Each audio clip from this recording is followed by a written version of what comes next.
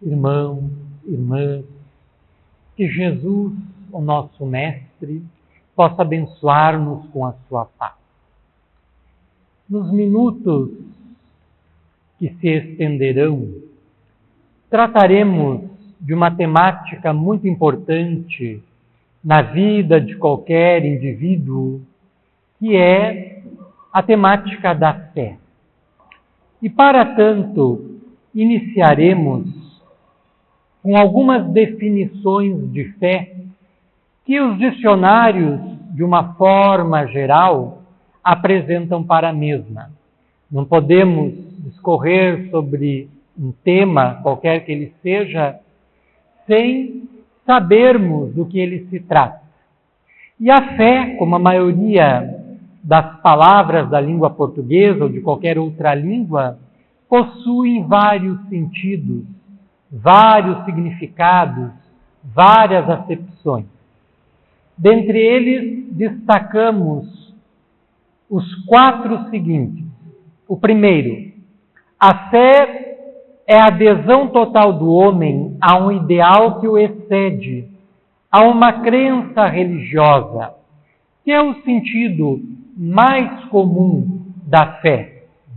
As pessoas que estão ligadas a uma religião, a uma filosofia religiosa, esposam uma fé.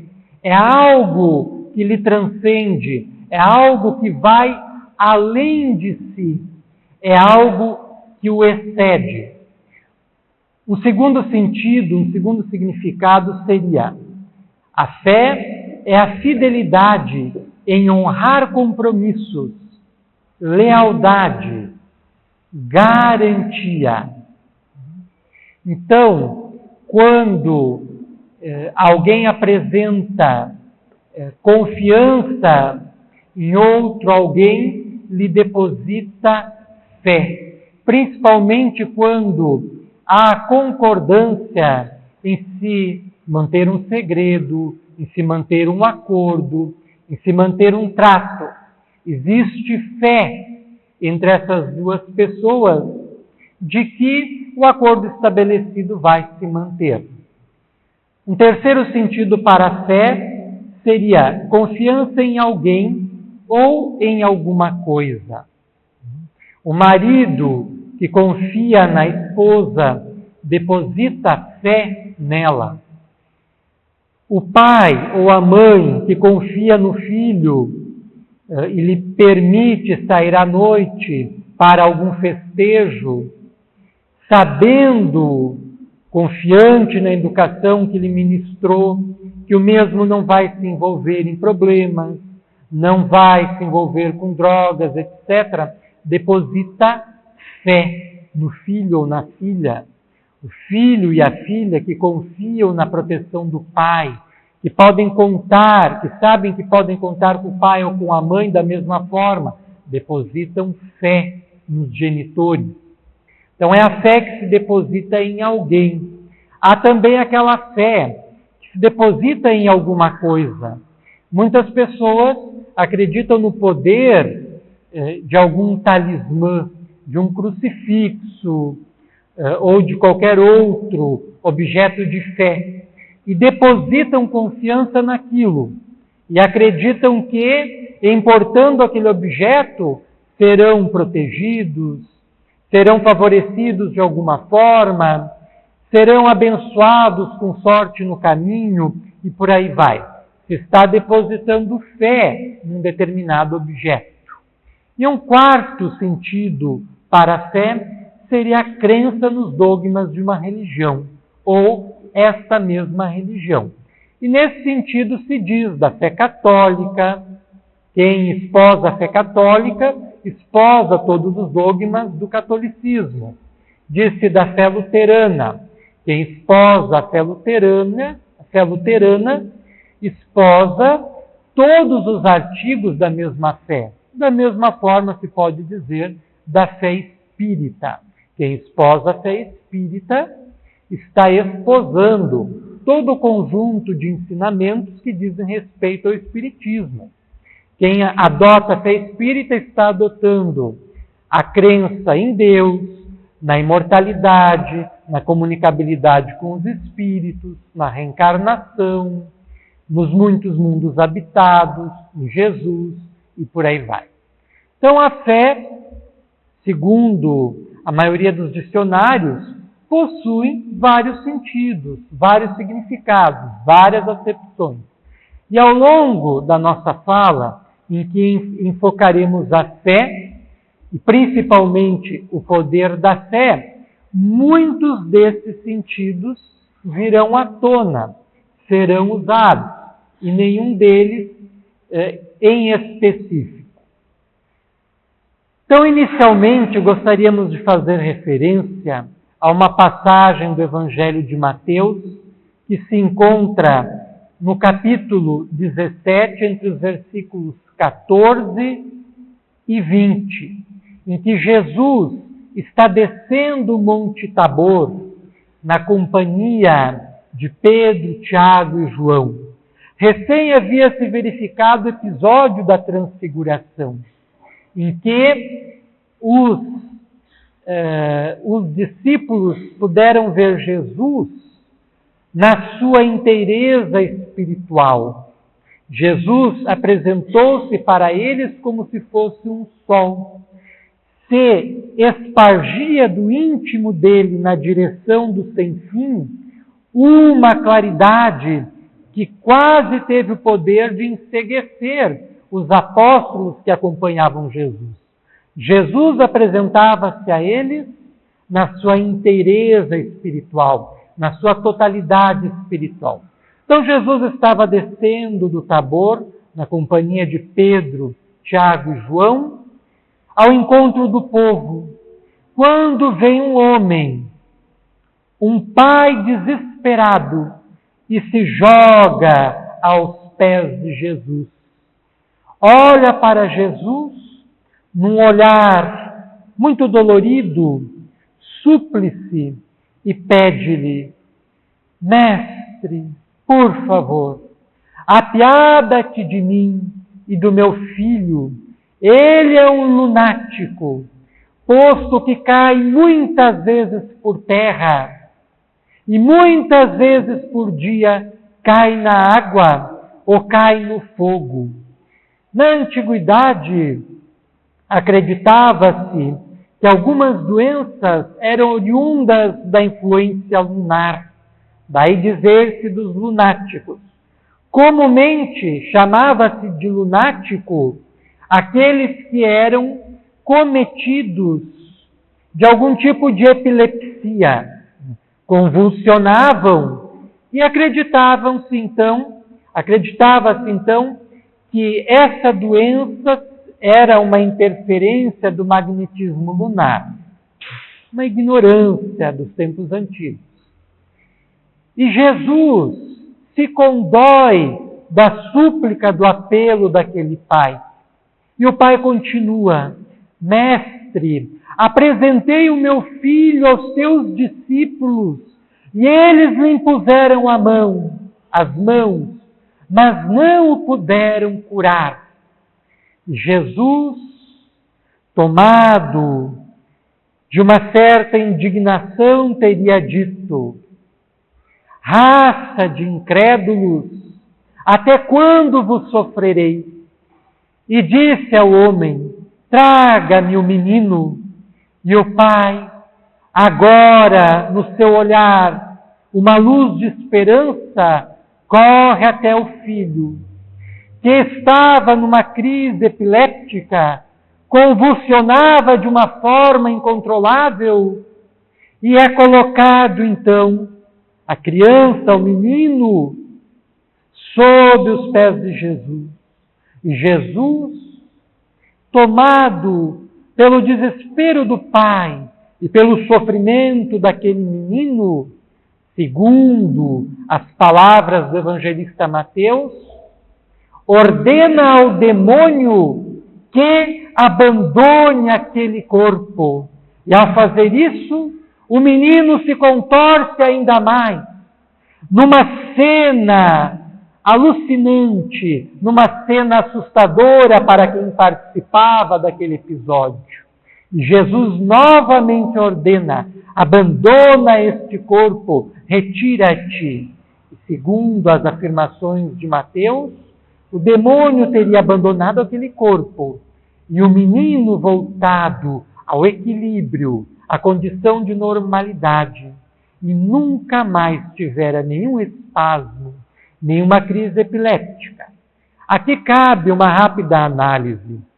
Nós sabemos, de acordo com o entendimento que o Espiritismo nos traz, que o demônio, como entende muitas crenças religiosas, não existe. O demônio, o diabo, ou qualquer outro nome que se lhe dê, é na verdade uma figura, um símbolo, uma metáfora para a maldade, para a animalidade, para as torpes paixões humanas, e não um ser que existiria desde sempre numa verdadeira queda de braço com a divindade, numa luta contínua entre o bem e o mal. Semelhante ser não existe. Existe apenas Deus. O demônio não. O demônio é fruto das criações humanas, daqueles seres que ainda permanecem no mal, no erro, no pecado, nas quedas, nos deslizes morais. Mas o Evangelho de Mateus usa essa expressão demônio. E nós sabemos que os gregos também a usavam. Sócrates, pai da filosofia ocidental, um dos homens mais sábios de todos os tempos, segundo Platão, um dos seus mais brilhantes discípulos, eram acompanhados pelo que Platão afirma ser um daimon, um demônio, porque a palavra demônio, ou daimon no grego, não tem o sentido que mais tarde o catolicismo lhe atribuiu. O termo demônio era sinônimo para gênio, para ser espiritual, podendo ser um ser voltado para o bem ou um ser voltado para o mal. No caso de Sócrates, evidentemente, que era um ser muito evolvido, que lhe acompanhava e servia-lhe de fonte para a sua sabedoria, para a sua filosofia superior. Tanto que a história da filosofia está para Sócrates, como a história da humanidade está para Jesus. A história é dividida, ao menos no Ocidente, em antes e depois de Jesus, antes e depois de Cristo. E a filosofia ocidental, da mesma forma, está dividida em antes de Sócrates, ou filosofia pré-socrática e filosofia socrática. Todas as correntes filosóficas que vieram depois. E a fonte dessa sabedoria vinha da espiritualidade, numa ligação mediúnica que Sócrates mantinha com o seu mentor espiritual. Este ser espiritual que Jesus expulsa do menino era um ser preso ao mal, era um ser ignorante, era um ser ligado às trevas e estava num processo de obsessão, ou, para utilizar uma expressão de Allan Kardec, no livro dos Médiuns, quando ele estuda o problema da obsessão, um processo de subjugação, onde o espírito já adquiriu tal domínio sobre o espírito encarnado que consegue, inclusive, se assenhorear do seu corpo físico. Então, o menino sofria um processo de subjugação, que é o ápice, é o ponto mais avançado do processo obsessivo. E Jesus, que possuía um poder magnético superior aos dos seus discípulos, impõe-lhe as mãos e ordena que se afaste da criança, rompendo a vinculação magnética negativa. Mas o que o olhar dos apóstolos não presenciou é que aquele espírito, ao ser apartado do indivíduo, da criança, foi entregue a outros benfeitores espirituais que acompanhavam Jesus para ser tratado em estações de atendimento nas diversas zonas da erraticidade, da espiritualidade. Os olhos materiais dos apóstolos apenas viram a cura física, orgânica do menino, mas não viram a cura espiritual da entidade que perseguia a criança. Mais tarde, quando a multidão havia se dispersado, os discípulos vieram ter em particular com Jesus e lhe perguntaram por que ele conseguira curar a criança e eles não, se haviam feito conforme Jesus havia ensinado. E Jesus lhes respondeu, respondeu-lhes de uma forma que é uma das afirmações lapidares do Cristo. Vós não conseguistes curar a criança em função da vossa incredulidade. Se tivesseis fé do tamanho de um grão de mostarda, dirias a esta montanha, transporta-te daqui para ali, e ela se transportaria. Eis o poder da fé. Então, para Jesus, os apóstolos e os seus discípulos mais imediatos não conseguiram operar a cura da criança, a cura do processo obsessivo, por lhes faltar fé. Eles não tinham fé suficiente para operar aquela cura. Avançando em nossas colocações, a fé é indispensável em todos os momentos da nossa vida. Allan Kardec, no capítulo 19 do Evangelho segundo o Espiritismo, interpretando essa passagem evangélica, afirma que a montanha que a fé transporta não é a montanha física, a montanha material, o Monte Everest, o Monte Sinai, o Pico da Neblina, o Pico das Agulhas Negras.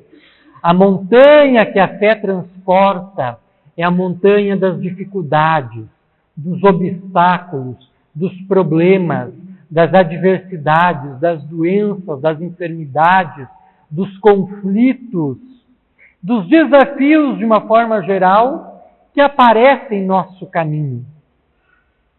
Se nós tivermos fé, ensina Jesus, nós conseguiremos ultrapassá-los, conseguiremos vencê-los, como ele conseguiu curar o menino. Porque Jesus não operou, entre aspas, nenhum milagre. E ele mesmo reconhecer, afirmando que tudo aquilo que ele fizera, aqueles que viessem em pós a ele, que viessem depois dele, poderiam fazer igual e muito mais. Então Jesus reconhece nas suas ações, nas suas práticas, a condição da humanidade, afirmando que qualquer indivíduo que desejasse, que tivesse fé, poderia fazer tudo aquilo que ele fez e muito mais. Então, se nós tivermos fé em nosso dia a dia, mas uma fé verdadeira, uma fé robusta, uma fé inquebrantável, nós conseguiremos superar as dificuldades, os problemas, os desafios existenciais. Mas precisamos de fé. E nesse sentido é indispensável o concurso da oração. A maioria de nós ora, mas muitas vezes, principalmente quando oramos na ocorrência de uma dificuldade, de um problema, de um momento de desespero, nós buscamos o socorro da oração, mas não abandonamos a atenção.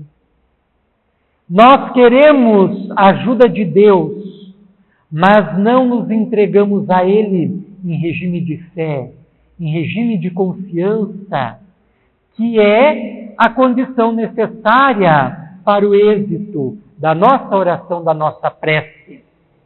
Se nós pedimos ajuda a Deus, mas não acreditando na possível ajuda que virá, nós estamos orando sem fé. E a nossa oração não trará os resultados desejados, os resultados necessários. A oração é o meio que nós temos de nos ligarmos a Deus.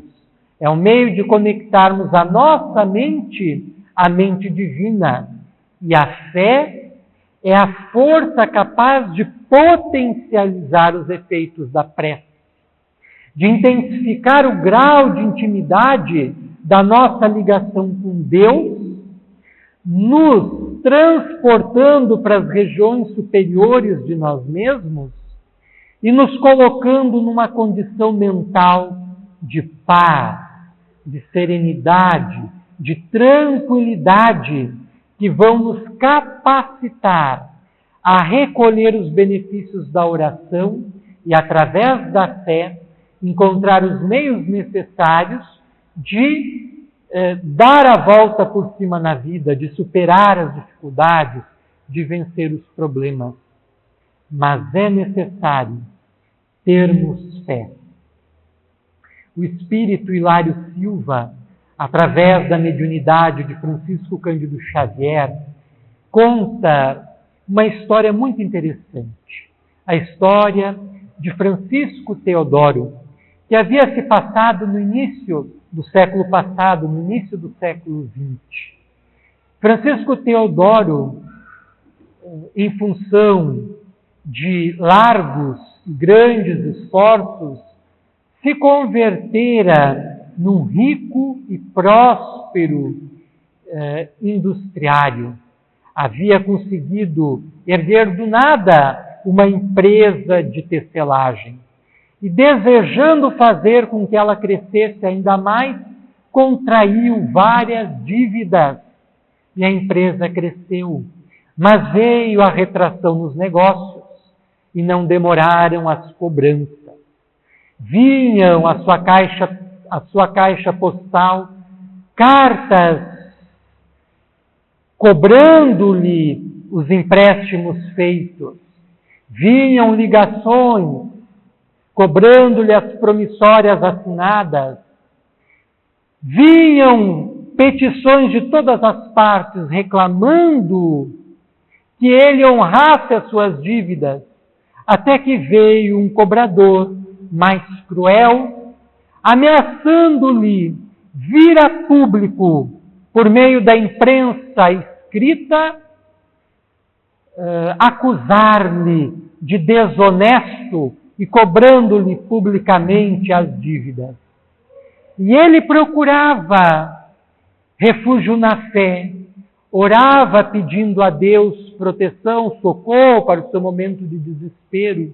Quando lia as Escrituras, muitas vezes abrindo-lhe as páginas ao acaso, encontrava passagens que faziam referência à bondade de Deus, à sua generosidade, que não deixa em desamparo nenhum dos seus filhos. Mas o socorro não chegava. E quando aquele credor inflexível lhe ameaça vir a público, acusando-lhe de desonestidade, ele não ata. Ele ora a Deus, mas em sua oração não abandona a atenção, o desespero e não aguenta. Escreve uma carta onde se apresenta como insolvável, incapaz de honrar as suas dívidas, pede desculpas à família pela humilhação e toma de uma arma e dá um tiro contra a sua cabeça. Morre. Mas, da pior maneira, Francisco Teodoro descobre que na verdade não morrera, porque a morte não existe. A morte é um mero translado da dimensão que nos encontramos, que é material, para a dimensão que nos espera mais além, que é uma dimensão imaterial, uma dimensão espiritual. E como cometera um crime contra a própria vida, se encontrava numa região sombria, numa região de trevas, onde ele sofria as consequências do seu próprio ato, trazendo a cabeça em frangalhos, sentia o cérebro latejar de dor. E essa desorganização que ele imprimiu em seu corpo espiritual, porque nós temos o corpo material, mas temos também o corpo espiritual que estrutura o corpo material. E qualquer ação que nós perpetremos contra o corpo material reflete sobre o corpo espiritual ou perispírito. Então, muitas pessoas, por exemplo, abrindo um parêntese, que fumam há muito tempo, quando desencarnam, não é só os pulmões físicos que se encontram em estado avançado de carbonização, são os pulmões espirituais também, que se encontram doentes. E da mesma forma, os atos da nossa maldade, dos nossos erros, dos nossos crimes, se gravam de forma indelével no nosso corpo físico. Quem lê o Nosso Lar vai lembrar-se de uma referência que André Luiz faz, quando ele está trabalhando nas câmaras de retificação, e uma mulher do lado de fora das muralhas da colônia espiritual Nosso Lar quer entrar. E um dos vigias vem para dentro porque se condói daquela mulher, mas ele não tem autorização para deixar que ela entre, porque ela tem vários pontos escuros no seu corpo. E aí recorre à enfermeira-chefe, que era Narcisa. E André Luiz acompanha Narciso e o vigia e vão até as muralhas de Nosso Lar. E visualizam aquela mulher. E aquela mulher estava dotada de uma expressão que inclinava a pena, a dó, e ela pedia súplice para ser acolhida ali. E Narcisa, que tinha o seu olhar espiritual mais adestrado, responde-lhe que não podia acolhê-la. E logo quando a mulher ouve não, ela se transforma e passa a apresentar um semblante sombrio e arremessar impropérios contra os benfeitores do bem. E Narcisa então explica aos presentes que só haviam nela alguns pontos negros. Ela via mais. Cada ponto negro havia se transformado para ela num rosto terrível de um bebê que não chegara a nascer. A mulher, quando encarnada, havia cometido vários abortos. Fora uma parteira e, a troco de dinheiro, havia auxiliado no aborto de várias crianças. Ela passou incólume ante a lei humana. A justiça terrena jamais viera saber que ela perpetrara tais enganos, tais crimes. Mas o nosso ser espiritual é herdeiro de si mesmo, dos seus pensamentos, das suas palavras, dos seus atos. Nós podemos nos esconder de qualquer pessoa, menos de nós mesmos, porque nós trazemos esculpidos em nosso corpo espiritual o retrato de tudo aquilo que nós fizemos, dando conta de quem e o que nós somos. E os espíritos que nos cercam nos veem tal qual nós somos. Então, fechando o parêntese e voltando ao caso de Francisco Teodoro.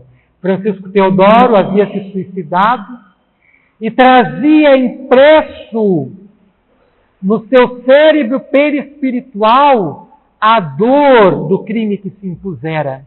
E ficara nessa condição por mais de 6 lustros, por mais de 30 anos, quando conseguira reestruturar-se e reunir as condições necessárias para ser acolhido numa colônia de socorro no mundo espiritual. E quando ele consegue se reestruturar mais, ele adquire a permissão para voltar à Terra e visitar o seu antigo lar. Quando ele avança para o lar terreno, ele encontra a sua empresa 10 vezes maior do que ele havia construído e reencontra os filhos amados, abraçando-os enternecidamente, embora eles não percebessem a sua presença espiritual. Abraça igualmente os netos, todos envolvidos no trabalho do qual ele fora fundador. E ele repara no escritório da empresa uma foto sua que era reverenciada com carinho pelos entes queridos. E foi quando ele descobriu que 5 dias após do seu ato impensado de suicidar-se, singular acontecimento dera-se. Era o ano de 1914. Ele havia estocado muitas roupas, muitas caçemiras, e contraíra uma dívida de cerca de 800 contos de réis, que era o dinheiro da época. Mas em 1914, estoura na Europa a Primeira Guerra Mundial. E aí o mercado internacional dá uma reviravolta. Passa a faltar roupa em outras partes do mundo. E o estoque de Francisco Teodoro é todo comercializado, 5 dias após ele ser suicidado. E o montante somou mais de 4.000 contos de réis, o que teria sido mais do que o suficiente para que ele honrasse a sua dívida. Foi então que Francisco Teodoro, tristemente, reconheceu que a bondade, a generosidade, o socorro de Deus não falhara. Ele apenas não soubera esperar. Ele não tivera fé suficiente. E quantas vezes nós, em nossa vida, em função de não termos fé, não conseguimos esperar por 5 dias, ou por 5 horas, ou por 5 minutos, para superar a dificuldade, para vencer o momento difícil, para solucionar o conflito que nos visita. Por não termos fé, não conseguimos esperar 5 minutos, ou 5 horas, ou 5 dias, e caímos em desespero. E muitas vezes fazemos algo do que mais tarde nos envergonhamos por nos faltar fé. Então essa história, narrada pelo espírito Hilário Silva, através da mediunidade de Chico Xavier, é muito interessante. E remete à nossa história pessoal. E nos convida a robustecer a nossa fé, para que quando a dificuldade chegar, nós a encaremos de frente e a suplantemos. A fé e a cura. No Evangelho segundo o Espiritismo, no capítulo 19, lemos a seguinte afirmação de Allan Kardec. O poder da fé se demonstra de modo direto e especial na ação magnética. Por seu intermédio, o homem atua sobre o fluido, agente universal, modifica-lhe as qualidades e lhe dá uma impulsão, por assim dizer, irresistível. Daí decorre que aquele que é um grande poder fluídico normal, junta a ardente fé, pode, só pela força da sua vontade dirigida para o bem, operar esses singulares fenômenos de cura e outros, tidos antigamente por prodígios, por milagres, mas que não passam de efeito de uma lei natural, Tal o motivo porque Jesus disse aos seus apóstolos: se não o curastes, foi porque não tinhais fé. Então o Espiritismo vem nos apresentar as leis que regem a nossa existência espiritual e nos desvendam os enigmas da fluidoterapia, que é a ação magnética que nós sofremos a todo instante e com mais ênfase, com mais força nos ambientes religiosos, como a casa em que nos abrigamos no momento em que a nossa fé, a nossa disposição de melhora é potencializada por aquelas mentes que se encontram em equilíbrio e pelas mentes desencarnadas que nos cercam, que são os nossos mentores, protetores espirituais, os nossos anjos guardiães, que velam pelo nosso bem, que velam pela nossa saúde, que velam pelo nosso sucesso espiritual na Terra. Então isso é potencializado e muitas vezes nesses ambientes religiosos nós verificamos episódios de cura pela ação magnética do pensamento das entidades encarnadas ou desencarnadas sobre os nossos corpos, ou sobre a água, ou sobre a roupa, que depois vai penetrar o nosso organismo físico, o nosso organismo espiritual, estabelecendo a cura de fora para dentro, de dentro para fora. Mas, para tanto, é indispensável a nossa predisposição, a nossa disposição interna de nos curarmos. Porque, de uma forma geral, as doenças, as enfermidades, mesmo que elas tenham uma etiologia, uma origem já diagnosticada pela medicina terrena, elas guardam as suas matrizes em nossas estruturas energéticas, em nosso ser espiritual, em nosso espírito, e drenam dali para o corpo físico. São distúrbios em nosso campo energético que se manifestam na forma de doença. Muitas vezes é a nossa maldade, é o nosso ódio, é a nossa raiva, é o nosso ressentimento, é o nosso sentimento de vingança que se materializa a tal ponto que esses sentimentos são perturbações em nosso campo magnético, que podem vir a somatizar, a se materializar na condição de moléstias, de enfermidades em nosso corpo físico.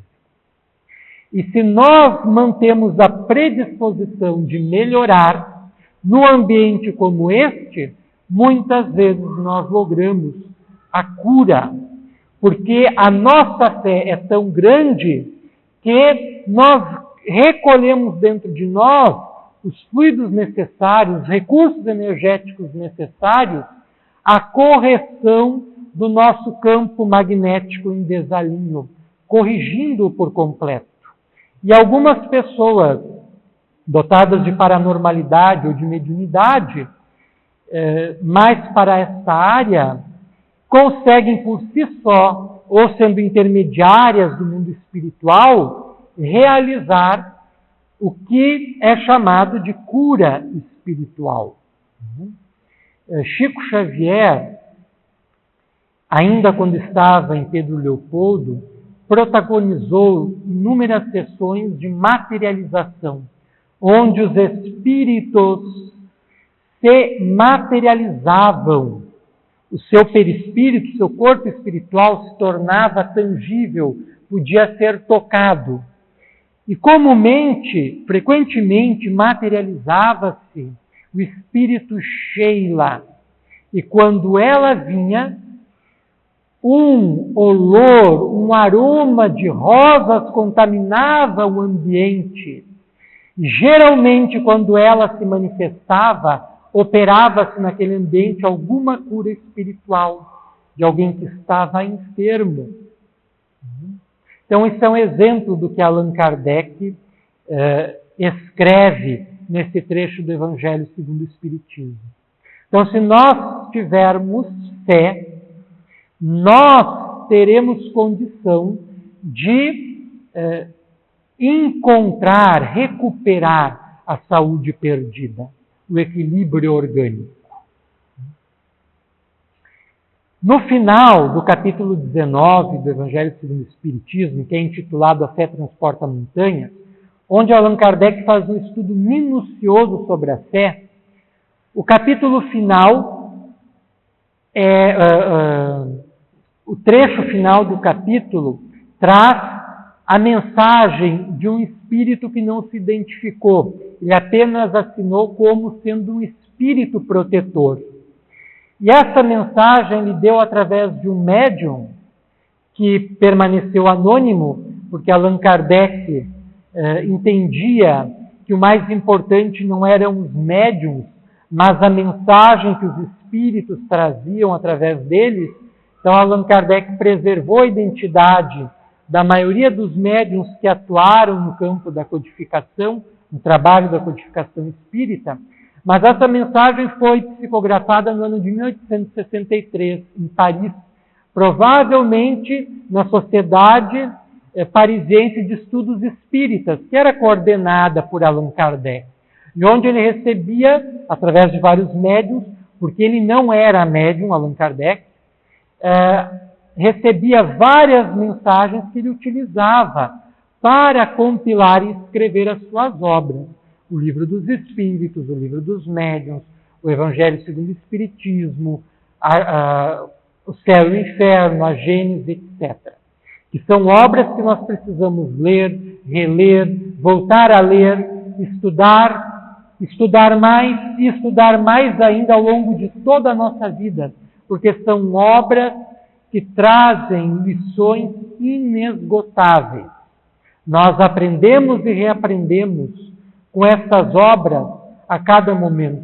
Muita gente diz que Allan Kardec está ultrapassado e abandona rapidamente as obras que ele compilou, redigiu e escreveu para abraçar qualquer novidade que aparece por aí.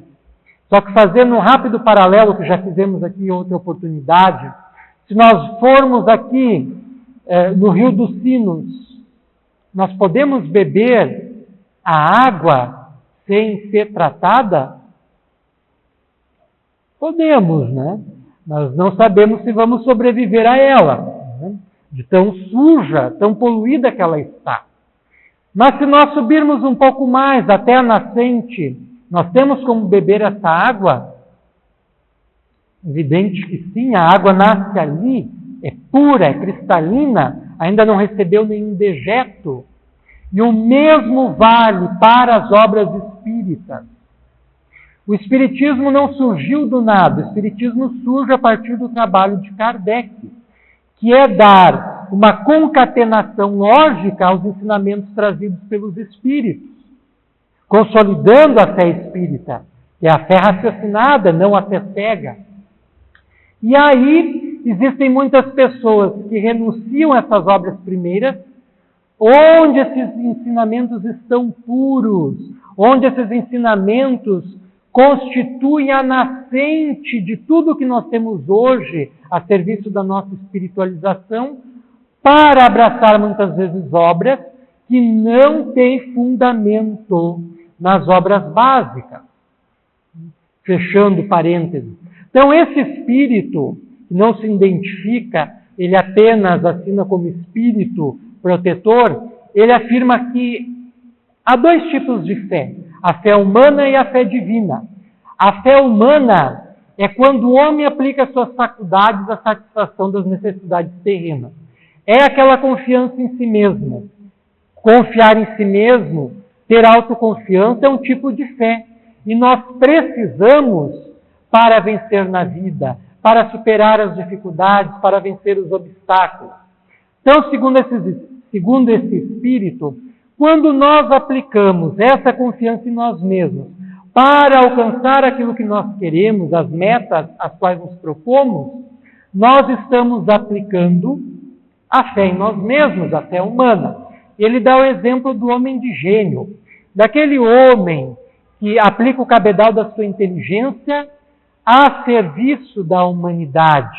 Quantos exemplos poderiam ser citados?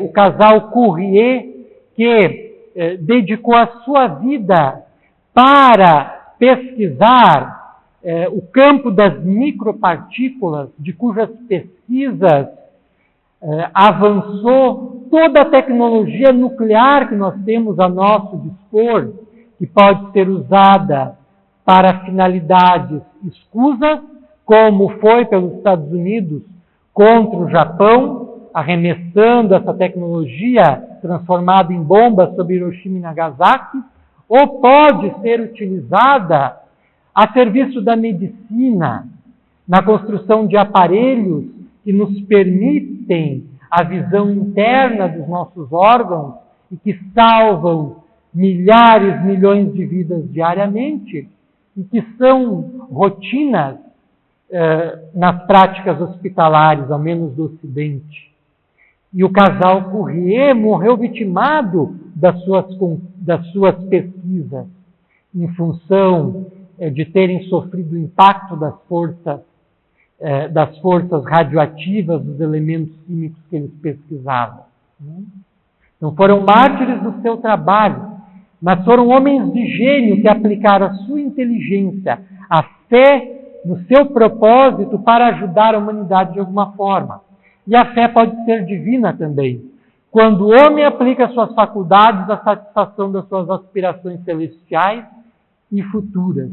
Então, toda vez que nós nos aplicamos para os nossos interesses maiores, para a espiritualidade, nós estamos desenvolvendo a nossa fé divina, porque estamos nos aplicando na educação de nós mesmos, na nossa melhoria, no nosso engrandecimento, no nosso crescimento para Deus. E ele dá o exemplo dos homens de bem. O homem de bem que procura ser hoje melhor do que ontem e se esforça para ser amanhã melhor do que está sendo hoje, é alguém que aplica a fé divina na sua autotransformação para melhor, para ser alguém melhor perante Deus e perante os seus entes queridos, os seus familiares. E nós podemos aplicar tanto a fé humana quanto a fé divina para vencer na vida, galgando os obstáculos que nos bloqueiam a marcha e também desenvolvendo o nosso amor, desenvolvendo mais e mais a nossa fé, desenvolvendo o conjunto das nossas virtudes, sendo a cada dia um pouquinho melhor. Finalizando, o Espírito Protetor encerra a sua mensagem, que é intitulada Fé Humana e a Fé Divina, da seguinte forma: repito, a fé humana ou divina. Se todos os encarnados se achassem bem persuadidos da força que se trazem, e se quisessem pôr a vontade a serviço dessa força, seriam capazes de realizar o que, até hoje, eles chamariam prodígios e que, no entanto, não passa de um desenvolvimento das faculdades humanas. Então, esse espírito, ele apresenta uma visão psicológica da criatura humana de plena atualidade, porque ele enxerga os nossos potenciais, quando muitas vezes nós mesmos não enxergamos os potenciais que nós temos para ser melhor do que nós somos. Todos nós trazemos em nosso íntimo um diamante, uma estrela que precisa brilhar, que precisa desenvolver-se. E muitas vezes nós mergulhamos num sentimento pieguista, de pena de nós mesmos, de autocompaixão, de complexo de inferioridade, e nos desconsideramos e nos desconsideramos e achamos que não somos capazes de fazer coisas para as quais nós somos capazes e para as quais a nossa fé pode nos ajudar. Então é preciso aplicar a fé humana e a fé divina para desenvolver os nossos potenciais e para nós oferecermos àqueles que nos cercam e a Deus aquilo que nós temos de melhor. E com fé verdadeira, com fé raciocinada, com fé robusta, com fé inquebrantável, nós seremos capazes de fazer isso. Nós agradecemos imensamente a paciência de todos, a generosa atenção de todos e rogamos a Jesus para que, da mesma forma que Ele curou aquele menino epiléptico, taxado de lunático, Ele possa nos curar. Ele possa estender as suas mãos meigas, as suas mãos generosas, sobre os nossos espíritos e sobre os nossos corpos e depositar sobre nós as energias salutares de que carecemos para o nosso equilíbrio, para a nossa saúde, de modo que nós possamos nos curar. E que se nós não pudermos nos curar das nossas mazelas físicas, que nós possamos nos curar das nossas mazelas morais, curando o nosso íntimo, fazendo com que nós sejamos seres iluminados, seres brilhantes, seres cuja fé nos abre os horizontes do infinito para que os nossos passos avancem céleres na direção do bem maior. Que Jesus possa nos abençoar hoje e cada vez mais.